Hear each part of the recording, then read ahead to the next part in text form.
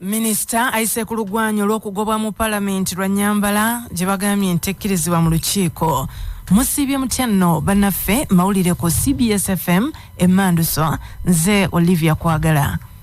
Katikkiro wa Buganda Charles Peter Mayiga akuutidde abantu ba Kabaka okusigala nga bakola ebyonnono ebibafuula Abaganda awatali kukoowa. Katikkiro bino abyogeredde ku Bulange bw'abadde atikkula oluwalo oluwezezza obukadde 61,307 zivudde mu magombolola agali mu ssaza Busiro okuli Masuuliita, Ssaabaddu Katabe, Ssaabagabo Nsanje, Mutuba Ntebe Lunnyo, Mutuba Ebiri Kakiri, Kasanje Namayumba, Mumyuka wa Kiso ne Musaale Sisa.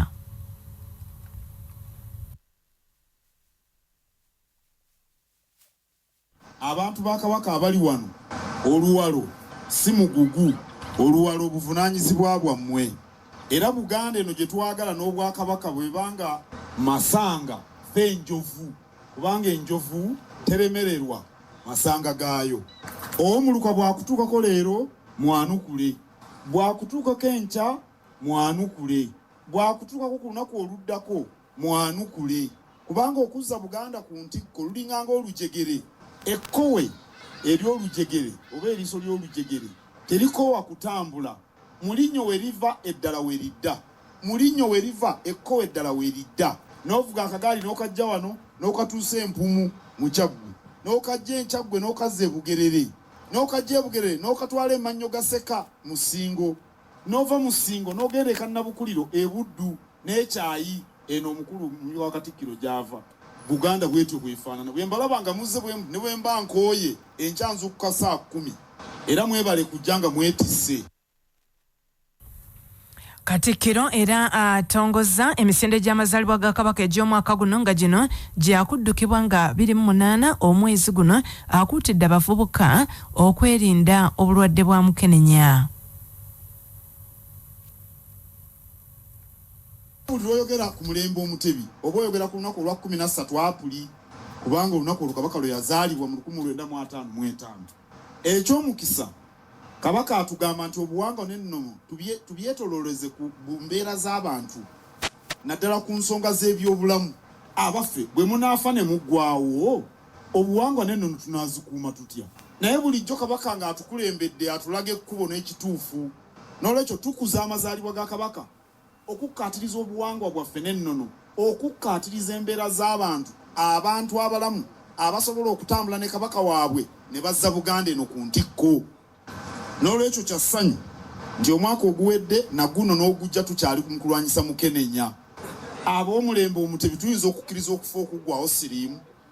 N'olwekyo tutambulire mu bubufu bwa Ssaabasajja Kabaka nga tulwanyisa mukenenya. Ate Minisita ow'abavubuka emizannyo n'okuwummuzaamu mu Bwakabaka Oweekitiibwa Henry Ssekabembe Kiberu atenderezza amaanyi agali mu misinde gino. Nga Ministry evunaanyizibwa mu maaso go njagala okuwera eri Obuganda bonna ne Bannayuganda bonna ti guzze okubajja gwe tunaalimisa, gogenda okubajja olwaleero. Mukama wange Katikkiro ffe tuli beetegefu okulaba ng'emijoozi gino 7,000. Ate Ssenkulu wa DFCU Bank nga ye Ssenkulu w'Olukiiko olukulembera Radio CBS yeeyamye okwongera okuvujirira enteekateeka ezigasiza abantu awamu. Kati omulamwa ogw'omwaka guno oguli ku bulwadde obwa mukenenya naddala okulaba nti abaami beenyigira mu kulwanyisa mukenenya mulamwa mukulu nnyo, kubanga era nga bwe mumanyi Ssaabasajja Kabaka ye ambasada yalondebwa UNAID okulwanyisa obulwadde buno obwa mukenenya, era nga olutalo lubadde lugenda mu maaso, era lwe lutalo lw'emyaka gino 3 gye tulimu guno mwaka gwa 2 nga tuwagira emisinde gino. Sente eziva mu misinde ziyamba okulaba nti obulwadde bwa mukenenya bulwanyisibwa, naye ate n'ekyayo ekikulu okulaba nti abantu beenyigira mu bikolwa ng'eby'emisinde gino okuzza obulamu bwabwe obujja naddala mu mbeera eno gye. Minisita ow'ensonga ez'omunda mu ggwanga General Kahindo Tafiire Ayise Kulugwanyu olw'okufulumizibwa Parliament olw'Ennyambala abamu ku babaka Jebagambye Nti Tekirizibwa mu Lukiiko lwa ggwanga. Omubaka owa Kampala Central Muhammad Nsereko yasoose okwebuuza General Kahindo Tafiire ekimulese mu Parliament nga yambadde mu Nyambala etakkirizibwa mu lukiiko lwa ggwanga.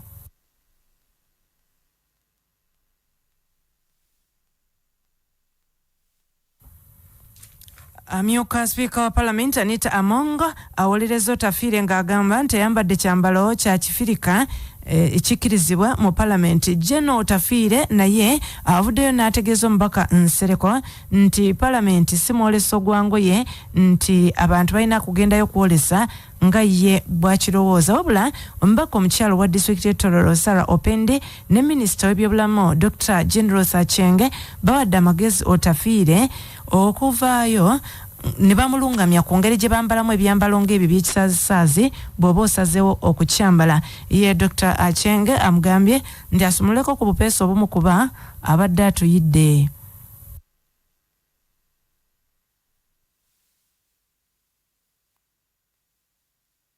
Honorable Nsereko, you raised an issue and again the general is putting on African wear, which is allowed in this house. Thank you, Madam Speaker. I would like to inform the Honourable Member of Parliament, my friend Honourable Nsereko, that this is a House of Parliament, not a fashion show, and this is called Mandela shirt. I thank you very much.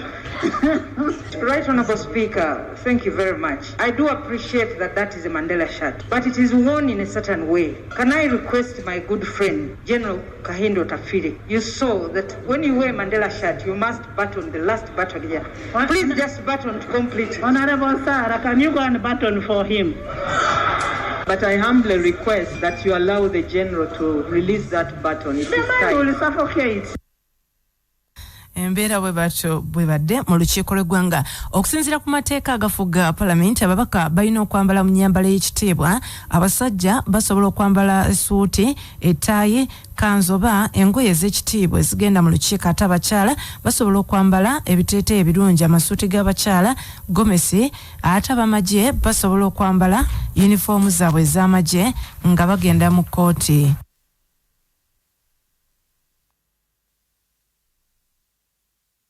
Right Honourable Speaker, the rules of this House are very clear on the dress code, but it seems we are becoming another fashion house. As you can see, Honourable General Kahinda Zaverio Otafiire has arrived in this House, Minister of Internal Affairs, wearing a curtain-like material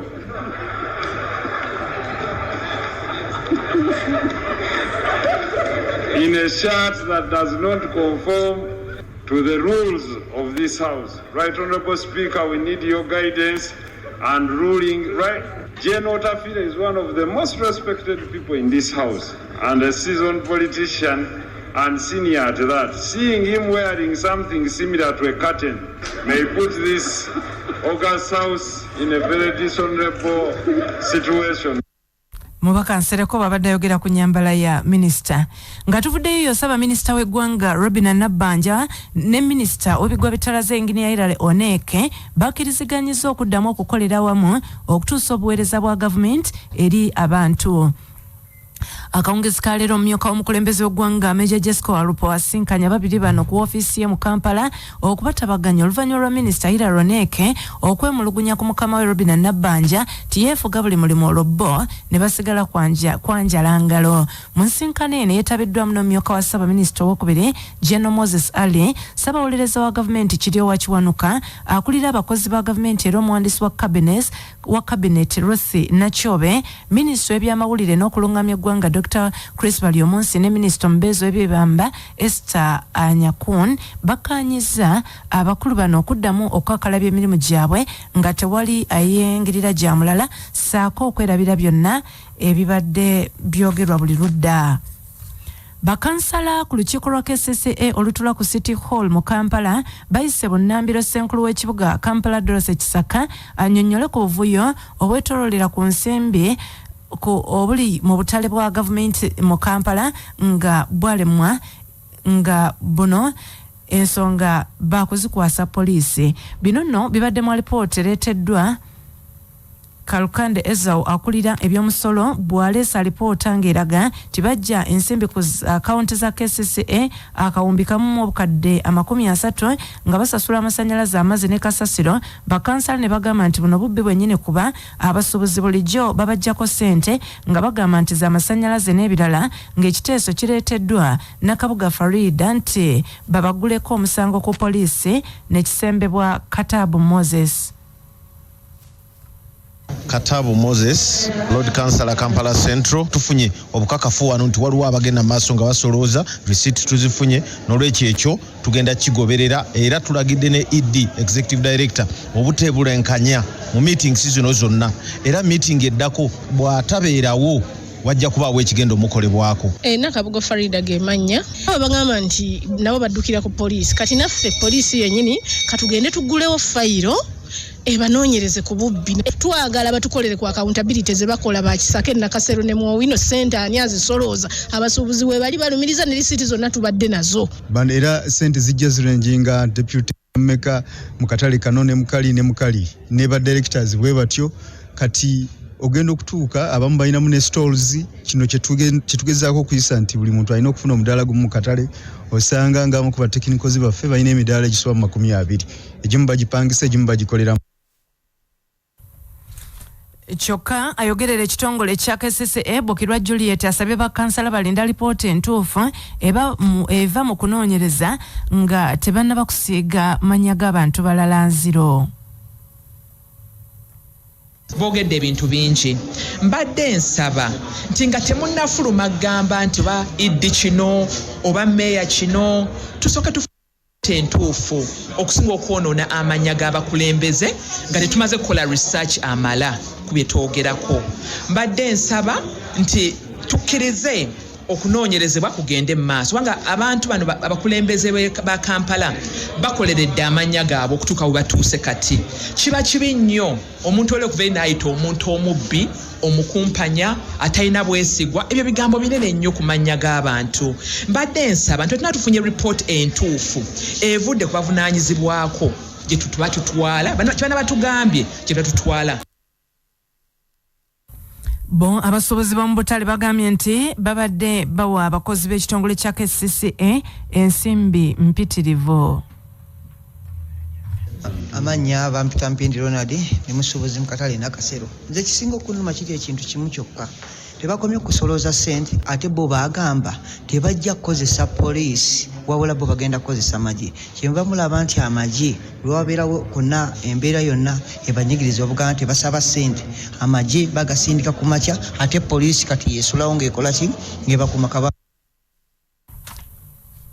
Nga abakulembeze ku mitendera egy'enjawulo mu disitulikiti y'e Wakiso buli olukya basa gavumenti ku nninga esuumuse disitulikiti eno efuuka ekibuga ekyetongodde bo abamu ku bannakibiina kya NRM bagamba tibingi ebyetaaga okukuba mu ttooki nga kino tekinnasibwa mu nkola. Kijidde mu kiseera nga minisita w'ebyensimbi n'okuteekerateekera eggwanga Matiya Kasaija mu sabbiiti ewedde yakkiriza nti gavumenti yatondawo ebibuga ebipya bingi n'okutematema mu bitundu oluvannyuma lw'okuteekebwako akazito okuva mu bannabyabufuzi naye nga gavumenti terina busobozi bwa kubiyimirizaawo. Ssentebe wa NRM mu Gombola Masuuliita mu disitulikiti y'e Wakiso Ssaalongo Muwada Namwanja agambye nti bannabyabufuzi bawabizza nnyo gavumenti ku nsonga y'okutondawo ebibuga olw'ebigendererwa ebyabwe nga tebalowoozezza ku muntu wa wansi.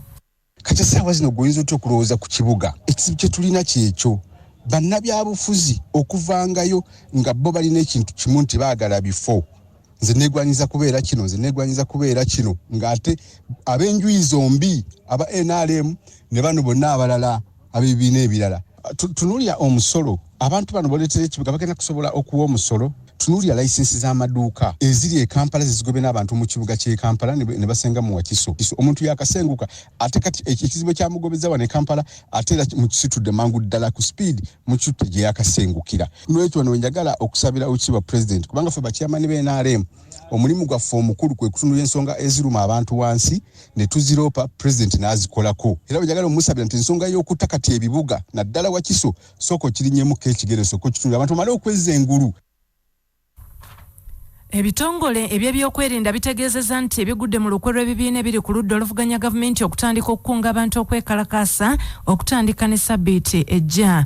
Okusinziira ku kiwandiiko ekifulumisiddwa omwogezi wa poliisi mu ggwanga Fred Enanga, amawulire ge bafunye okuva mu bakessi baabwe galaze ti ebibiina bino bitegeeza okukunga abantu okuwakanya okusibibwa kw'ababaka Alan Sewanya Nawomakinde West ne Segirinya Muhammad wa Kawempe North abagulwako emisango egyekuusa ku ttemo mu bitundu eby'e Masaka. Fred Enanga ategeezezza nti ebitongole by'ebyokwerinda bikyagenda mu maaso n'okukola ebikwekweto nga byesigama ku bugessi okukwata abantu bonna abali mu kkobaane ery'okukunga abantu okutandika okwekalakaasa kuba kimenya mateeka. Gavumenti ne Jebuliene kyawenja obujulizi okusobola okulumiriza abantu 8 bakwatibwa ku bigambibwa nti be bali mu kkobaane ly'okuba amasasi ku mmotoka eya General Katumba wamala agattirawo muwala we ne ddereeva ate naye kennyini n'asigaza ebisago. Omuwaabi wa gavumenti asinzidde mu kkooti ento e Nakawa n'ategeeza omulamuzi wa kkooti eno Ponsiano Ndwoli nti okunoonyereza kukyagenda mu maaso bw'atyo kwe kusaba abavunaanibwa okuzzibwayo kwa limanda. Omulamuzi Odwoli ayongezayo okuwulira omusango guno okutuusa nga 18 omwezi guno ng'oludda oluwaabi lukyakuŋŋaanya obujulizi. Nga tugenda mu geebweru bingi byogeddwa naye bino binajjukirwanga nga bikutuusibwako. How do you qualify otuuka otya okubeera site? Gamba kati for instance ebimu bye twayita site n'ebirala bye tuyita municipality abamu tebalina na income, tebalina bagenda kujja sente, kitegeeza nti gavumenti yagenda okubanga ebafujjirira, tebalina na plan, tewaliyo plan nti eno nteekateeka ya kibuga, kati ensobi twagikola. Oyo ye Dr. Abedi Bwanika. International news gano ge mawulire okuva ebweru w'eggwanga wano ku Emmanduso gakutuusibwako. Mu mawulire ebweru w'eggwanga ekibiina ekitaba abayisiraamu mu ggwanga erya Malawi kiyisizza ekiwandiiko ekivumirira effujjo eryakoleddwa abavubuka abayisiraamu mu kitundu ky'eggwanga eryekimu ne bwe bagenze ne basaanyawo essinzizo n'ennyumba y'omusumba mu disitulikiti y'e Mangoche nga byavudde ku nkaayana za ddiini. Eggwanga erya Malawi lijjuddemu okusinga bagoberezi ba Yesu Kristo wabula mu bitundu ebiriraanye ennyanja Malawi waliwo n'ekitundu ekyo ekya Mangoke waliyo abayisiraamu bangi nga mu bbanga eriyise babadde nga banenengana olw'enkaayana z'ebyeddiini. Ebifaananyi bifuluma n'obutambi biraga nga abavubuka bano bagenda okwonoona amaka g'omusumba ne ekkanisa gy'abadde asumba. Bannaffe aba Muslim Association of Malawi kye bavumirira nga bagamba nti teri kutwalira mateeka mu ngalo. Atuuliriza ge mawulire ag'obudde buno nze Olivia Kwagala, sigala naffe ku CBS FM Emmanduso.